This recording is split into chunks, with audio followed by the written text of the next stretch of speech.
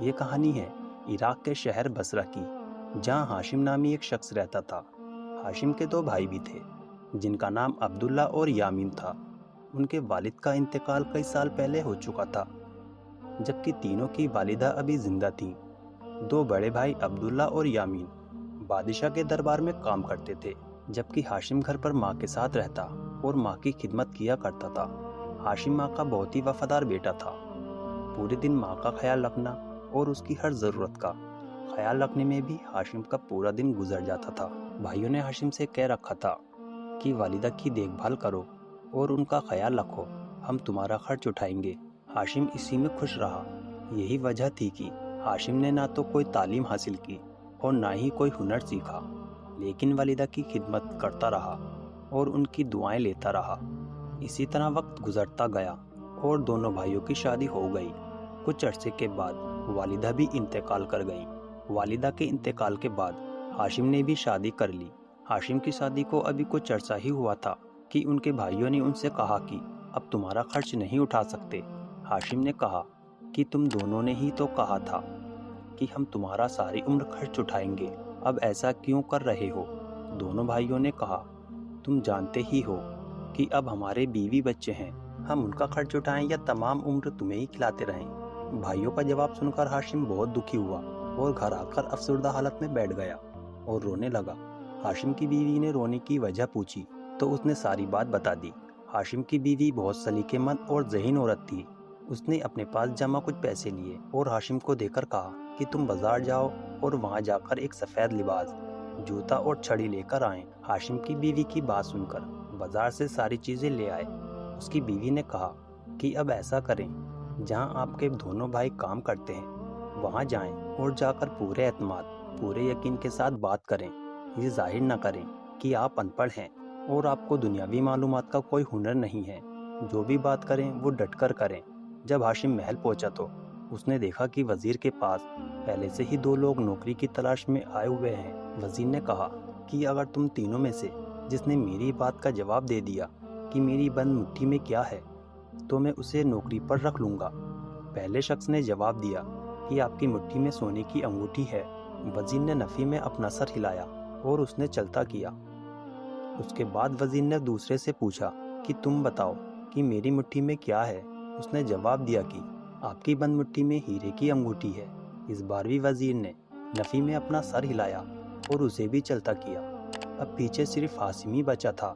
وزیر نے کہا کہ بھائی تم مجھے ذہین اور عقل مند معلوم ہوتے ہو، اب تم بتاؤ کہ میری بند مٹھی میں کیا ہے۔ ہاشم نے ہلکی اور دوی آواز سے کہا کہ بھائی ٹڈے آج تو مٹھی میں آ گیا۔ وزیر نے مٹھی کھولی تو اس میں واقعی ٹڈا تھا۔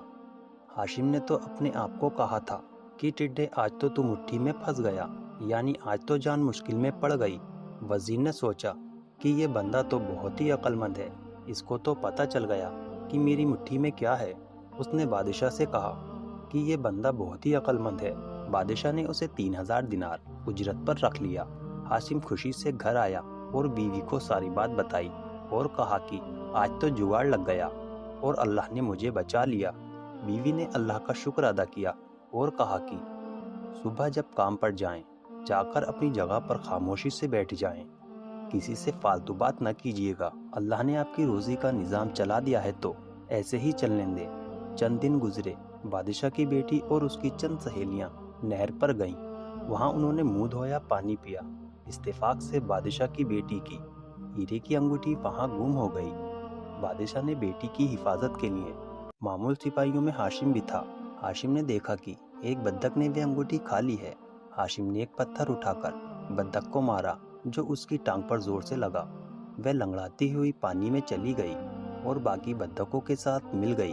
بادشاہ کی بیٹی جب شیر و تفریح سے فارغ ہوئی تو اس کو محسوس ہوا کہ اس کی ہیرے کی انگوٹھی گم ہو گئی ہے۔ جب بادشاہ کو اس بات کا پتہ چلا تو بادشاہ نے وزیر سے کہا کہ جو نیا عقل مند آدمی رکھا ہے اسے تو ذرا بلاؤ۔ وزیر نے اسے بلایا اور بادشاہ کے دربار میں حاضر کیا۔ بادشاہ نے کہا کہ میری بیٹی کی ہیرے کی انگوٹھی گم ہو گئی ہے، کیا تمہارے پاس اس کا کوئی حل ہے؟ ہاشم نے کہا جی حضور، میری ایک گزارش ہے کہ نہر سے ساری بدکیں منگوائی جائیں۔ بادشاہ نے کہا انگوٹھی کا بدک سے کیا تعلق؟ اس نے عرض کی بادشاہ سلامت آپ حکم تو صادر فرمائیے۔ بادشاہ نے حکم جاری کیا اور بدک لائی گئیں۔ ہاشم نے ساری بدکوں میں سے جو لنگڑا رہی تھی اسے پکڑ لیا اور اسے پکڑ کر ذبح کرنے کو کہا۔ ہاشم کی یہ بات سن کر بادشاہ بڑا حیران ہوا کہ یہ کیا کر رہا ہے۔ جب اسے ذبح کیا گیا اور اس کا پیٹ چاک کیا گیا تو اس میں سے انگوٹھی مل گئی۔ بادشاہ نے ہاشم کو اپنے پاس بلایا، شاباشی دی اور اس کی تنخواہ بھی 3000 مزید بڑھا دی۔ ہاشم نے دل میں سوچا کہ دوسرا جگاڑ بھی لگ گیا۔ اس نے گھر آ کر بیوی کو سارا ماجرا سنایا اور بتایا کہ تنخواہ بھی 2 گنی ہو گئی۔ بیوی نے کہا، اللہ نے نظام سیدھا کیا ہوا ہے تو آگے بھی انشاءاللہ بہتری ہوگی۔ اب ہاشم کا وقت اچھے سے گزر رہا تھا، لیکن اسے دل ہی دل میں یہ بھی خوف تھا کہ کہیں ایسا کوئی ماجرا نہ پیش آ جائے جس سے یہ حقیقت کھل جائے کہ وہ ان پڑھ ہے اور بقسمت وہ محل میں اس عہدے پر قائم ہے۔ کچھ عرصہ گزرا کہ بادشاہ کا شاہی خزانہ کچھ چوروں نے مل کر چوری کر لیا۔ پورے ملک میں یہ بات پھیل گئی کہ شاہی خزانہ چوری ہو گیا۔ بادشاہ کو بہت حیران اور پریشان ہوا۔ اسے وزیر سے کہا کہ ہاشم کو بلاؤ اور اس سے کہو کہ تمہارے پاس اس مسئلے کا کوئی حل ہے۔ ہاشم کو دربار میں حاضر کیا گیا اور اس سے اس کا حل دریافت کیا گیا۔ ہاشم یہ بات سن کر بہت پریشان ہوا۔ اب ان چوروں کو کیسے تلاش کروں گا؟ ہاشم نے کہا، بادشاہ سلامت، حل یہ ہے، لیکن مجھے 8 دن چاہیے۔ بادشاہ نے کہا، ٹھیک ہے۔ بادشاہ نے ان کو 8 دن کی مہلت دی۔ ہاشم گھر آیا اور سوچنے لگا کہ اب تک تو اللہ کے فضل سے 2 دفعہ جگاڑ لگ گیا، اب اس دفعہ کیا کروں گا؟ اسی سوچ و فکر میں 7 دن سوچتے سوچتے گزر گئے۔ رات کو جب وہ اپنے گھر پر بیٹھ کر سوچ رہا تھا کہ کیا کروں اور اللہ سے دعا کر رہا تھا کہ کوئی راہ نظام مل جائے، دوسری طرف جن چوروں نے محل کے خزانے کو چرایا تھا انہیں بھی اس بات کا پتہ چل گیا تھا کہ بادشاہ نے سب سے عقل مند شخص ہاشم نے 8 دن کی مہلت مانگی ہے اور کل وہ اپنا فیصلہ سنائے گا۔ وہ چور جنہوں نے شاہی خزانے کو چوری کیا تھا آپس میں گفتگو کرنے لگے کہ اس نے اگر ہمیں پکڑوا دیا تو ہماری تو نہ دنیا رہے گی اور نہ ہی آخرت، اور بادشاہ ہمیں عبرتناک سزا دے گا۔ لہٰذا انہوں نے فیصلہ کیا کہ ہاشم کے پاس چلتے ہیں، شاید اس کے پاس کوئی حل ہو۔ اب جیسے ہی وہ سبھی چور ہاشم کے گھر کے قریب پہنچے تو ایک چور کا جوتا ٹوٹ گیا اور وہ پیچھے رہ گیا۔ باقی چور جیسے ہی ہاشم کے گھر کے دروازے کے پاس پہنچے تو اندر سے آواز آئی کہ 7 ہو گئے، ایک باقی رہ گیا۔ اتفاق سے ہوا یہ تھا کہ ان چوروں کی تعداد بھی 8 تھی۔ چوروں نے جب جیسے سنا تو حیران رہ گئے اور کہنے لگے، اس کو تو واقعی پتہ چل گیا کہ ہم 8 چور ہیں، کیونکہ 7 ہم یہاں ہیں اور 8واں جس کا جوتا ٹوٹ گیا وہ پیچھے ہے۔ جو ہم سوچ رہے تھے وہ بات ٹھیک ہے، یہ واقعی بہت ہی عقل مند آدمی ہے۔ انہوں نے کہا، 8ویں کو جلدی بلاؤ اور اندر چل کے اس کی منت کرتے ہیں، ہمیں کسی طرح بچا لیں۔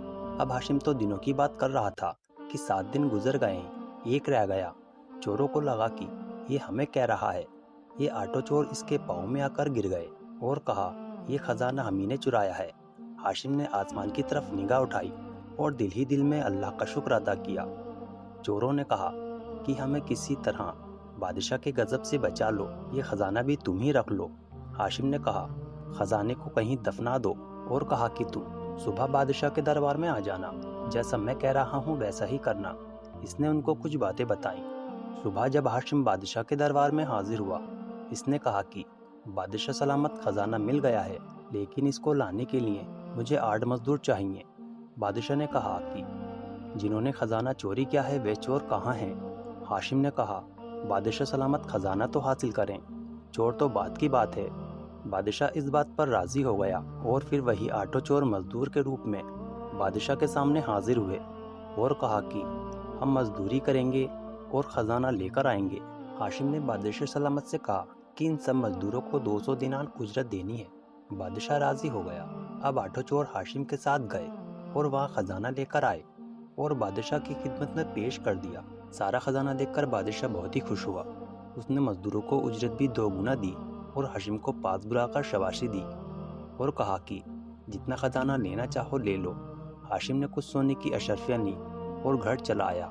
گھر آ کر ہاشم نے بیوی سے کہا، خاموشی کے ساتھ اب یہاں سے نکل جانا چاہیے، ایسا نہ ہو کہ بادشاہ کو پتہ چل جائے کہ میں پڑھا لکھا نہیں ہوں اور آج تک جو بھی ہوا وہ قسمت سے ہوا، اور الٹی سزا نہ مل جائے۔ وہ راتوں رات وہاں سے نکلے۔ راستے میں ایک آدمی مل گیا۔ اس نے پوچھا کہ کہاں جا رہے ہو؟ ہاشم کے منہ سے نکل گیا کہ میں شہر چھوڑ کر جا رہا ہوں۔ اس شخص نے یہ بات فوراً بادشاہ تک پہنچا دی۔ بادشاہ نے اس کے پیچھے فوج بھیجی جو ہاشم کو پکڑ کر محل لے آئی۔ بادشاہ نے کہا کہ تم کہاں جا رہے ہو؟ تم تو میرے خاص آدمی ہو۔ اب ہاشم نے کہا، بادشاہ سلامت، سچ بات یہ ہے کہ میں پڑھا لکھا نہیں ہوں۔ جتنی بار بھی آپ نے مجھے حکم دیا، اللہ نے مجھے بچا لیا اور کوئی جگاڑ لگا کر کام چلتا رہا۔ اور پھر اس نے اپنی ساری بات بادشاہ کو بتا دی۔ ماں کی خدمت کے لیے اس نے دنیاوی کوئی ہنر حاصل نہیں کیا۔ بادشاہ نے ہاشم کی بات سن کر کہا کہ کوئی بات نہیں، تم نے سچ بتایا، جیسے بھی ہو تم نے مجھے شاہی خزانہ واپس کرا دیا، میرے لیے یہی بہت ہے۔ تم اب کام کرو یا نہ کرو، میرا فیصلہ یہ ہے کہ تمہیں تمام عمر تنخواہ ملے گی اور تم تمام عمر میرے دربار میں اسی عہدے پر قائم رہو گے۔ اس طرح ہاشم اور اس کی بیوی اسی طرح شہر میں رہنے لگے۔